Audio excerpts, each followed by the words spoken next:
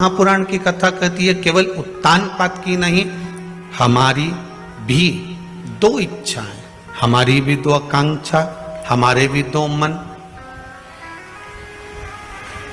हमारी भी दो इच्छा, हमारे भी दो मन है, हमारी भी दो आकांक्षा।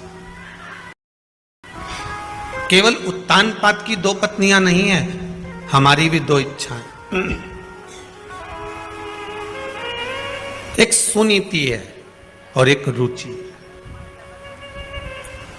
श्रीमद् भागवत कथा में भी वर्णन किया गया है। भागवत वक्ता कहते हैं कि एक सुरुचि है, एक सुनीति है।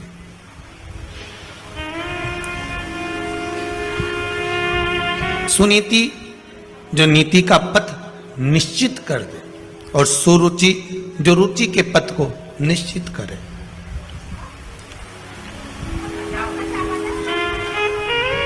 रुचि में आज की दुनिया चलती है पर नीति में नहीं चलना चाहती।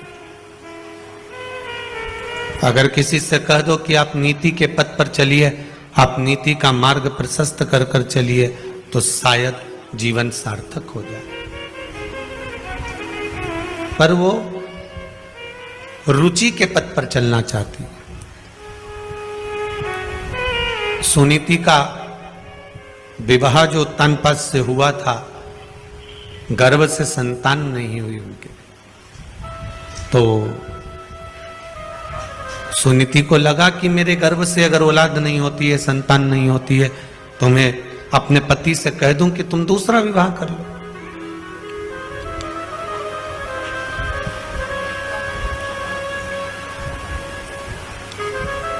अगर परमात्मा ने संतान का सुख नहीं दिया, हाँ, शंकर भगवान की कृपा हो जाए और आपके घर में संतान हो जाए, ये शिव की कृपा है, ये उसकी उदारता है।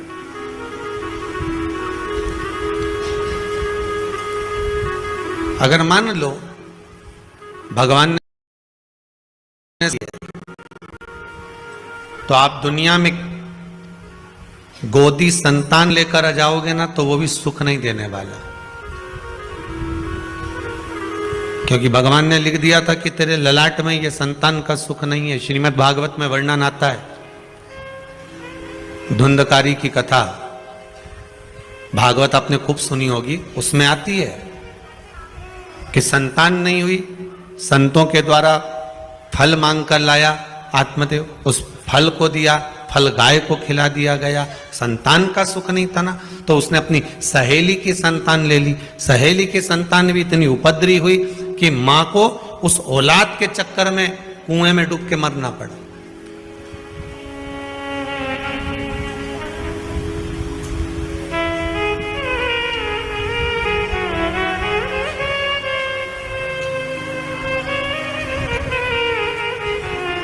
केवल संतान का सुख, कई माताएं आकर कहती, गुरुजी हमारी बहू के यहाँ छोरी है, भगवान से प्रार्थना करने आए, छोरा हो जाए। अच्छा, पर श्री शिव महापुराण की कथा तो कहती है कि बेटा एक कुल को तारता है और बेटी दो कुल को तारती। और मान लो बेटा हो भी गया, आपने मांग कर, विनती कर कर मांग भी लिया और भगवान ने दे भी दिया, और वो बेटा अगर आपको सुख नहीं देगा तो आप क्या करोगे? फिर क्या करोगे?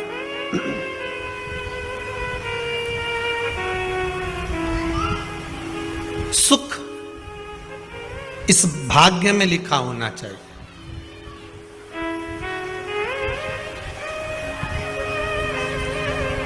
सुख इस भाग्य में लिखा होना चाहिए। ये विसावानिया परिवार और सारस्वत परिवार, इन दोनों से अगर आप पूछेंगे, दोनों से पूछ लेना, ये जो कथा हो रही है, ये कथा के यजमान दूसरे थे।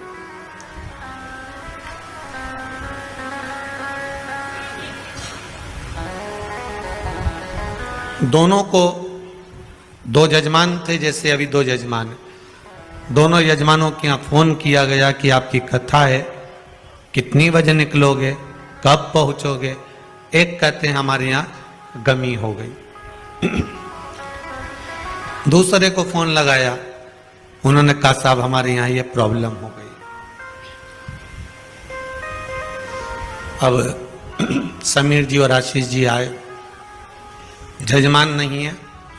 हमने कहा पहले कोई जजमान जो अपने नाम लिखा कर गए हैं और उन्होंने कहा होगा कि अगर कोई यजमान ना बने तो हमें सूचना देना, बस वही ढूंढ लो।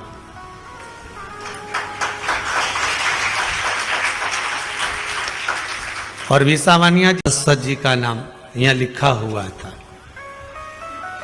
अब जरा विचार करिएगा, शंकर की फाइल में आपका नाम था, शिव की फाइल,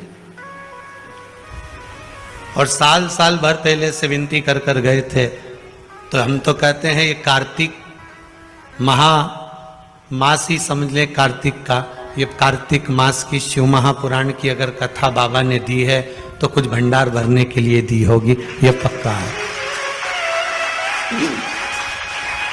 कार्तिक महीने में एक दिया अगर दीप लगा दिया जाता है, एक दिया बेलपत्री के नीचे, आंवले के नीचे या पीपल के नीचे लगा दिया जाता है, तो उसका भी भंडार अपार सुख दे जाता है।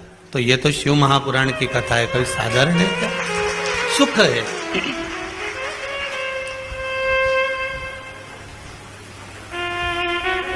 जीवन का एक आनंद देने वाली।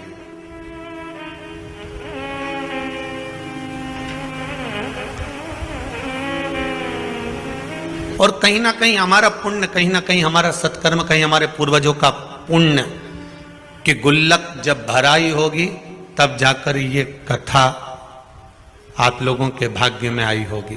पुण्य की गुल्लक भराती है तब जाकर कथा हो पाती है। और आप लोग भी इतने जो श्रवण करने के लिए बैठे हो, खिड़कियों में दर्शन हो रहे नहीं हो रहे, कैसे कैसे कहाँ कहाँ से आकर सुबह सुबह से रात भर से इंतजार करते हो।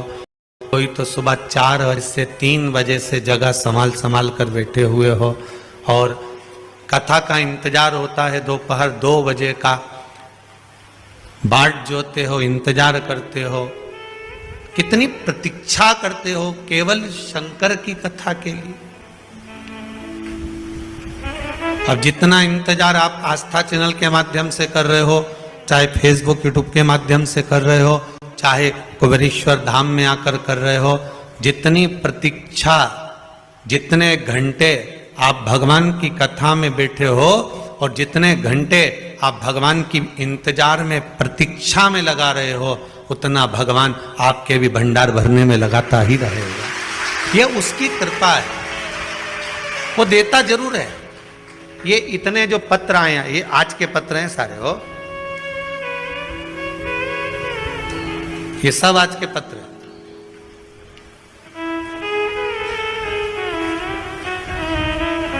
और ये पत्र ये केवल आप लोगों के स्नेह और प्रेम के हैं, जो मेरे शंकर ने आप पर करुणा लुटाई है उसके हैं।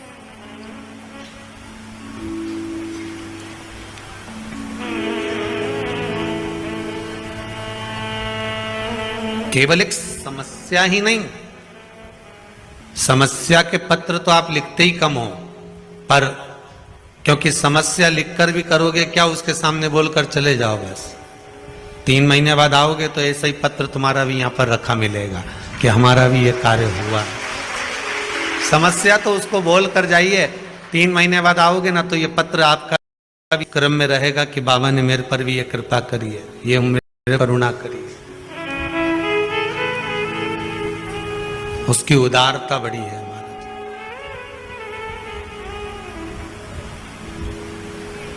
सुनीति और सुरुचि, अगर भगवान ने ललाट पर संतान का सुख लिखा है तो संतान सुख देगी। फिर वो पड़ोसी के बच्चे क्यों ना सुख दे दें, देवरानी जेठानी के बच्चे क्यों ना सुख दे दें, आपके बच्चे क्यों ना सुख दे दें, फिर वो संतान का सुख है तो भगवान देगा, कैसे भी देगा। और अगर ललाट पर भाग्य में संतान का सुख नहीं है तो तुम चाहे किसी की भी औलाद को लेकर गोदी में बिठा लो, चाहे किसी का भी खर्चा उठा लो, जब भगवान ने तुम्हें अपनी नहीं दी और वो सुख से वंचित क्यों रखा, संतान के सुख से वंचित क्यों रखा? जब सारी दुनिया को औलाद दी, सारी दुनिया को संतान दी, तो तेरी गोदी खाली क्यों रह गई? तो भगवान से कभी एकांत में पूछना कि मेरी गोदी क्यों खाली रखी। भगवान कह देगा इसलिए खाली रखी क्योंकि पूर्व में तू संतान के सुख में इतनी उलझ गई थी कि संतान ने तुझे ताने दिए, अपशब्द किए, तू उसी के मोह में पड़ गई थी। जैसे श्रीमद् भागवत में आता है जड़ भरत का चरित्र, भरत जी महाराज का चरित्र। भरत जी महाराज हिरण के उस मोह में इतने पड़ गए थे कि मरने के बाद हिरण की योनि प्राप्त कर ली थी। तू उस मोह में ना पड़ जाए। अब की बार तेरा मानव का जो शरीर है वो आखिरी मिला है, इसके बाद तेरा जन्म मनुष्य का नहीं होगा। इसलिए मैंने तुझसे संतान के सुख को खींच लिया है, जिससे तू भगवान की भक्ति में डूब जा, शिव के स्मरण में डूब जा, राम नाम कृष्ण नाम में डूब जा। जितनी भगवान की भक्ति करेगी इसके बाद तेरा जन्म नहीं है, इसके बाद तो तू मेरी हो जाएगी, इसके बाद तू परमात्मा की हो जाएगी, फिर तेरा कोई जन्म नहीं है।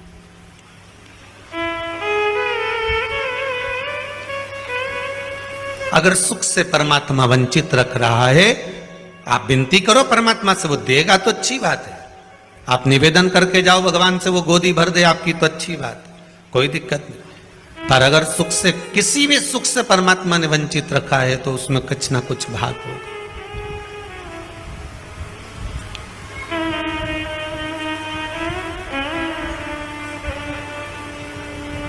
एक बेटी का संबंध हो गया था, कहीं शायद जबलपुर से आए थे वो लोग, बेटी का संबंध हो गया था और संबंध होने के बाद में टीका हो गया, सब कुछ तिलक हो गया, गोद भरा गई, सारा काम हो गया, फोटो खिंच गए।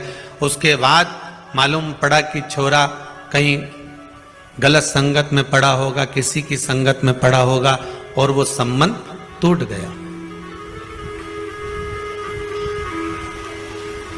शादी बिना उम्र में थी उसकी माँ आई थी शायद, अब गई होगी है कि नहीं आप पता नहीं। तो आंखों से आंसू बह रहे थे, मेरी बेटी का संबंध टूट गया। लड़का ऐसा निकला, हमने कहा पूजन किसकी करती थी तुम्हारी बेटी? का देवाधिदेव महादेव की करती थी, शंकर जी की कृपा हुई थी। अच्छा, पर महादेव ने ऐसा कैसे कर दिया? मेरी बेटी सोमवार के व्रत भी कर रही है, फिर शिव जी ने ऐसा क्या कर दिया कि संबंध पक्का हुआ, लेन देन हो गया, संबंध पक्का हो गया, फोटो खींच गए, उसके बाद संबंध टूट गया। तो हमने कहा बस, अगर बाबा ने संबंध पक्का कराया और बाबा ने तोड़ा है तो बाबा को जो अच्छा लग रहा होगा, हो सकता है तुझे अब मालूम पड़ा कि ये लड़का किसी दूसरी लड़की से लगा है और ये शादी के बाद मालूम पड़ जाता, तब क्या कर लेती? बाबा ने पक्का कराया ना, बाबा छुड़वा दे। और शादी की तारीख जो तेरी निकली हुई है फरवरी की, उसको निकली रहने दे, भेजेगा वही, वर भेजने का काम उसका है। अगर उसने तोड़ा है तो वही कुछ ना कुछ कर। इसमें एक पत्र है,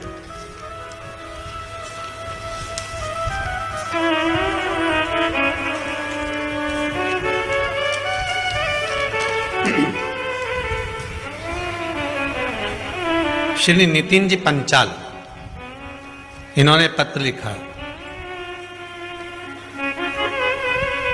गुरुजी मुझे इंदौर के गवर्नमेंट कॉलेज में इंजीनियरिंग में एडमिशन लेना था। उसके लिए मैंने 2 बार काउंसलिंग के फॉर्म भी भरे, परंतु दोनों बार मुझे कोई गवर्नमेंट कॉलेज नहीं मिला। इससे मैं बहुत निराश भी हो गया था।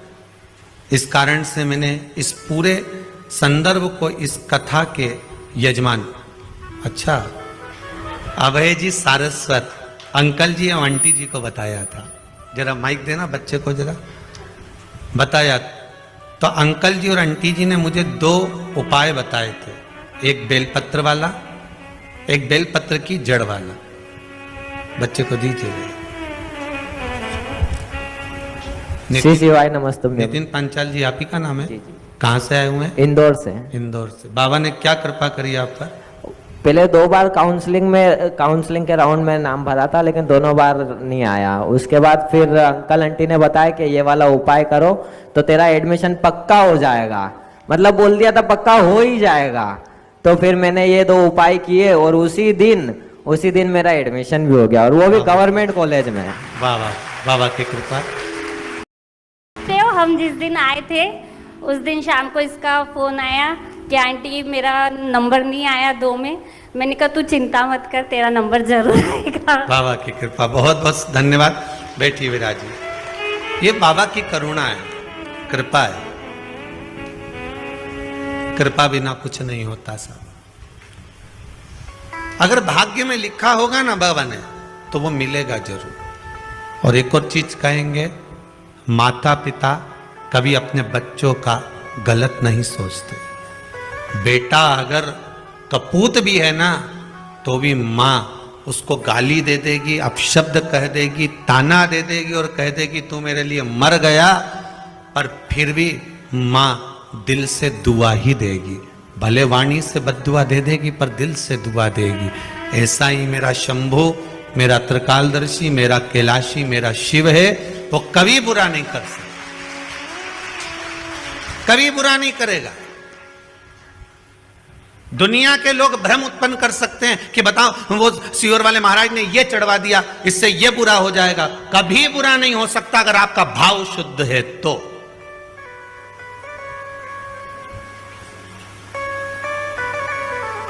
आज एक माताजी ने सुबह प्रश्न किया था, गुरुदेव कोरोना महामारी में मेरे पति मर गए। मेरे को एक ब्राह्मण देवता ने, एक पंडित जी ने कहा था कि तुम इतने महामृत्युंजय के पाठ करवाओ। मैंने महामृत्युंजय के पाठ करवाए। कम से कम मेरा 50,000 रुपए मैंने महामृत्युंजय के पाठ में खर्च कर दिया, लाखों पाठ करवा दिए, और मेरा पति वेंटिलेटर पर पड़ा रहा।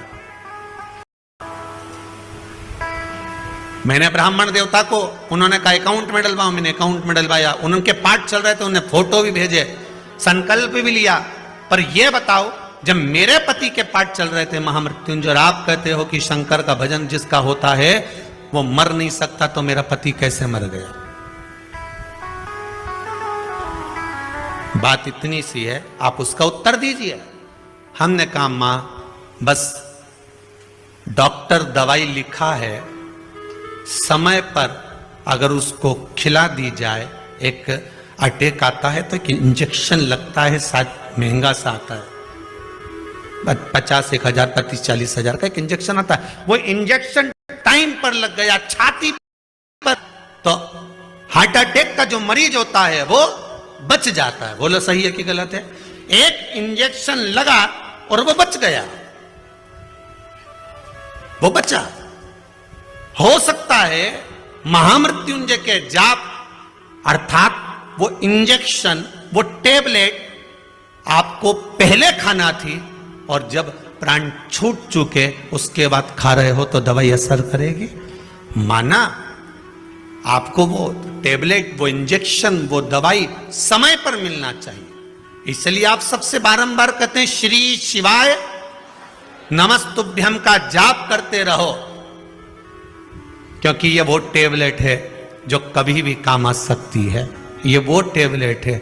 आप भी अगर अपने अपने गांव से निकले होगे, अपने अपने शहर से आए होगे, तो बैग में 2-4 टेबलेट डाल के आए होगे, हाथ पैर दुखने की, सिर दुखने की, जो चालू वाली टेबलेट होती है ना, जो किसी भी काम में काम आ जाए, तो बस वो टेबलेट तुम लेकर चलते हो। तो शिव महापुराण में एक टेबलेट ऐसी बना दी जो हर जगह काम आएगी। सिर दुखे तो भी, पांव दुखे तो भी, घुटना दुखे तो भी। जैसे वो टेबलेट खा लेती है माताएं, वो कौन सी बोलते, काम्बी फिल्म खा ले, या कोई सी भी वो गोली खाती रहे कि हम तो ये गोली खाएं, हम तो डिस्प्रिन खाएं, कि हम तो क्रोसिन का, तो वो कह हम तो ये गोली खाते हैं तो हमारे सब काम में काम आ जाए। मेरे तो पुताई कर करके थकी गई, हमारा कब्जा दुखी रिया, तो मैं तो बस वो टेबलेट खाऊं, गोली खाऊं, और जो सोऊं नहीं तुम्हारा सवेरे नींद खुले दादा, फिर सवेरे से काम में लग जाऊं। तो वो टेबलेट एक ऐसी तुमने घर में रख रखी है कि तुम्हें कुछ भी होता है तुम वो टेबलेट खा लेते हो।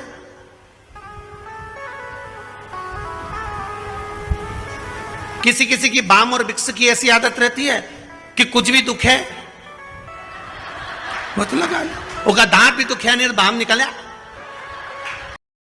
किसी किसी की आदत रहे, बस बाम लगा, जब तक बाम नहीं लगाने, विक्सिन लगाने, रात की नींद नहीं आए, जब तक कि आंख में से आंसू आंसू नहीं झड़ी जाए। तो ये तो टैबलेट के ऊपर।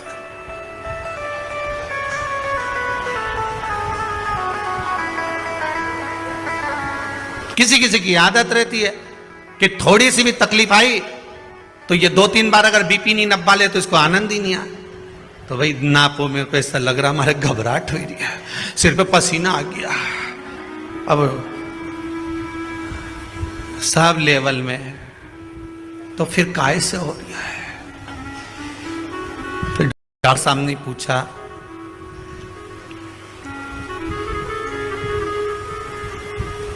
घबराहट किस चीज की हो रही है? पता नहीं, बस सिर पे पसीना आ रहा है। डॉक्टर बोले कुछ नहीं है, दिवाली का टाइम है, बहू करवा चौथ का बाजार करने गई होगी, इसलिए थोड़ा सा लेवल गड़बड़ हो रहा है। और घर में धन का लेवल गड़बड़ हो और यहां तुम्हारा लेवल गड़बड़ हो रहा है। क्यों सोचा? एक टेबलेट ऐसी होती है जो कहीं पर भी काम आ जाती है। श्रीमद् भागवत में एक टेबलेट दी, 12 अक्षर मंत्र ओम नमो भगवते वासुदेवाय। रामचरितमानस में भी एक टेबलेट दे दी, राम। शिव महापुराण में एक टेबलेट दे दी, श्री शिवाय नमस्तुभ्यम। ये वो टेबलेट है जो हर जगह काम आ जाती है, हर जगह।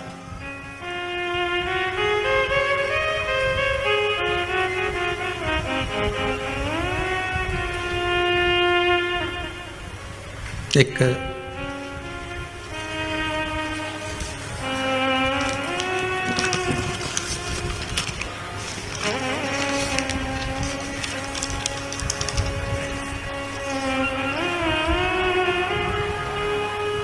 हैदराबाद से एक पत्र है, किसी ने भेजा।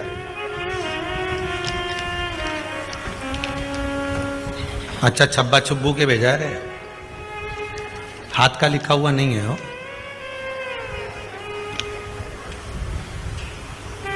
मैं विदित सांघी, 15 साल का हूं। मैं हैदराबाद तेलंगाना से हूं। मैंने पहली बार आपकी महापुराण पुरुषोत्तम मास में सुनी थी।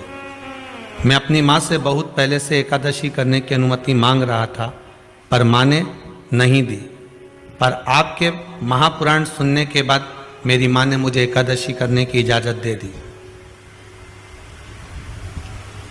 मेरे बर्थडे पर भी मेरी एकादशी का व्रत पड़ा, तो मैंने व्रत रखा।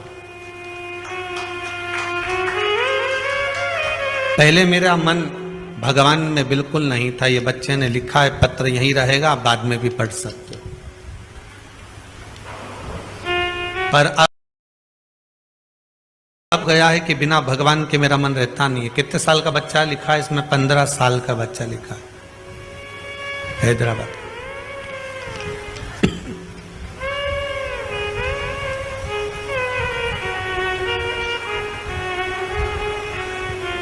एक इच्छा है मेरी कि बाबा मेरी कामना पूर्ण करे और कुबेरेश्वर धाम में आऊं और एक बार शिव महापुराण की कथा जरूर करवाऊं, अपने धन से करवाऊं।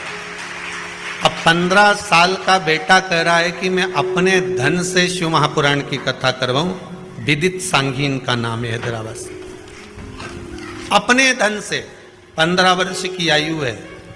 अगर बाबा की कृपा हुई, आपका पत्र यहां तक पहुंच चुका है, तो सांघी जी आप भी यहां तक पहुंच जाओगे, ये पक्का है। और आपकी भावना, आप अगर दिल से, हृदय से भगवान की भक्ति में लगे हो, तो ये विश्वास मानकर चलना कि भगवान आपकी कामना पूर्ण जरूर करेगा। बस हिम्मत मत हारना। दुनिया के लोग डराते जरूर हैं, जैसे ध्रुव जी को डराते थे, डराएंगे। आप भगवान को कैसे भी रिझा रहे, भगवान से भय मत खाना। अपने कर्म से भय खाना। फिर कहेंगे किसी से मत डरो, पर अपने कर्म से जरूर डरो, क्योंकि कर्म का भोग तो परमात्मा को भी भोगना पड़ता है। आपको किसी से डरने की जरूरत नहीं है, कर्म से डरने की जरूरत है। संसार सागर में आए हो, किसी धर्म की जगह पर जाना, मंदिर जाना, देवालय जाना, सत्संग में जाना, संकीर्तन में जाना, भजन में जाना, कथा में जाना, कीर्तन में जाना, पूजन में जाना, स्मरण में जाना, तीर्थ जाना, सारी दुनिया में पाप कर्म कर लोगे चल जाएगा, पर कहीं धर्म की जगह पर पाप कर्म मत करके आना, नहीं तो जिंदगी पूरी नरक में निकल जाएगी। और आज के जमाने में जितना भी पाप कर्म हो रहा है वो धर्म की जगह पर ज्यादा हो रहा है।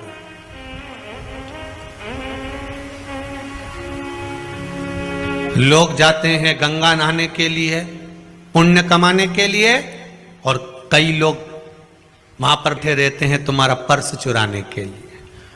तुम करो गंगे हर, वो तुम्हें करे नंगे हर। बस तुम पानी में कूदे और उन्होंने तुम्हारा सामान ले। जो गंगा नहाने गए हैं, इनके पूर्वज ऊपर बैठकर भगवान विष्णु उनकी पीठ को थपथपा कर कहते हैं कि तेरे घर के बच्चे गंगा में नहाकर तुम्हें तर्पण कर रहे हैं, तिलांजलि दे रहे हैं। तुम तर गए, 7 पीढ़ियां तुम्हारी तर गई। और जो गंगा के घाट पर बैठकर चोरी करता है, तो भगवान उसके पूर्वजों के पास भी बैठकर कहते हैं धिक्कार तेरे जीवन पर, जो तेरे वंश के लोग कर रहे हैं। गंगा ना, अरे घाट तो छोड़ देते, कथा तो छोड़ देते, सत्संग तो छोड़ देते, मंदिर तो छोड़ देते, धर्म की जगह तो छोड़ देते।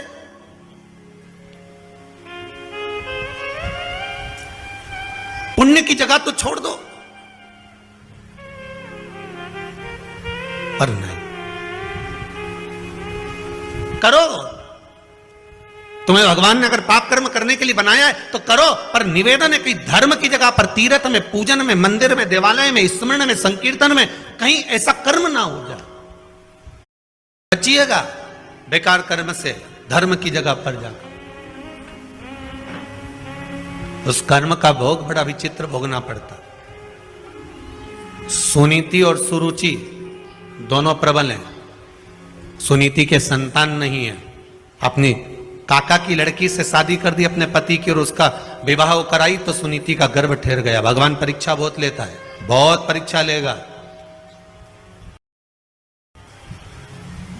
पहले तो भगवान देता नहीं है, और अगर देगा तो भगवान फिर विचार करेगा कि इसने सही जगह पर लगाया कि नहीं लगाया।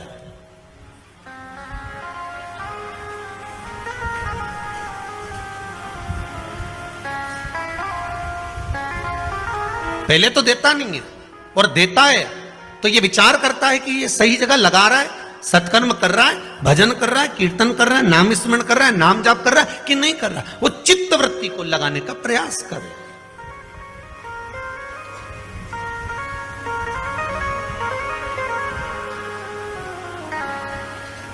इस मन को सुनीति भी गर्भ से हो गई। सुरुचि को लगा मेरे ताऊ की लड़की ने मेरे साथ छल कर दिया, धक्के मार कर निकाल दिया गर्भवती उस नारी को। सुरुचि घर में है, उसका भी गर्भ है, सुनीति वन में है, उसका भी गर्भ है। समय आया, सुनीति का भी पुत्र हुआ ध्रुव और सुरुचि का भी पुत्र हुआ उत्तम। सुनीति का जो पुत्र हुआ था ध्रुव 4 वर्ष की अवस्था धारण कर कर मां की गोद में बैठा था। मां की गोद में बैठा, एक दिन देवर्षि नारद ने उनको कह दिया, कहां जा रहे हो? कहा मेरे पिता कौन है मुझे मालूम नहीं है। मेरे पिता? तब देवर्षि नारद कहते उत्तानपाद तुम्हारे पिता हैं। और उत्तानपाद के पास गया, गोदी में बैठ गया, तो छोटी मां ने उसको गोदी से उतार दिया। तो पिता की गोद में बैठने के लिए रोता है? उतार नीचे। अगर तुझे पिता की गोद में बैठना है तो मेरे गर्भ से जन्म लेना पड़ेगा, और मेरे गर्भ में आने के लिए भगवान का भजन करना पड़ेगा। और रोता रोता अपनी मां के पास चले गया, माता सुनीति के पास में। और नीति होती है, नीति सतमार्ग बताने वाली होती है। नीति कभी गलत मार्ग पर अपने बच्चों को नहीं भेज सकती।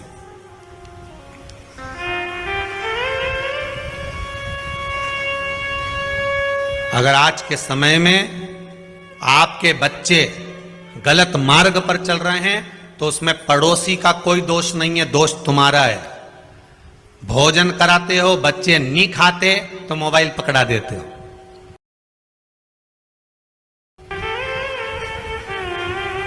खाना नहीं खा रहे, दोच के खवा रहे।